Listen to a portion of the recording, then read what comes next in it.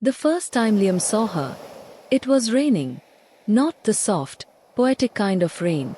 This was a determined, city-drenching storm that sent people running for cover. He stood beneath the awning of a small bookstore, shaking water from his jacket, when she stepped beside him, breathless and laughing as if the rain had personally told her a joke. Her name was Elena. She apologized for bumping into him, though she hadn't. A strand of wet hair clung to her cheek, and without thinking, Liam offered her his handkerchief. She took it with a smile that felt disarming in its sincerity.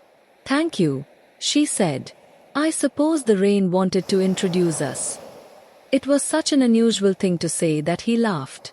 And just like that, the awkwardness dissolved. They both ended up inside the bookstore, escaping the storm. Between shelves of old novels and the quiet scent of paper and coffee drifting in from the corner cafe, they talked. First about books, then about cities they wanted to see, then about fears they rarely admitted out loud. The rain kept falling. Hours passed unnoticed. When the shopkeeper announced closing time, neither of them seemed ready to let the evening end. Liam offered to walk her home. The storm had softened to a gentle drizzle, street lights glowing in blurred halos around them. Halfway down the street, Elena stopped. "I'm glad it rained today," she said softly. "Why?" "Because if it hadn't, I would have just gone straight home." There was something in her eyes, an openness, a quiet invitation. Liam felt the world narrow to the space between them. Carefully, as though handling something fragile, he reached for her hand. She didn't pull away. Instead, she stepped closer. The drizzle traced cool lines across their skin, but her hand was warm in his. He brushed his thumb across her knuckles, memorizing the feel of her.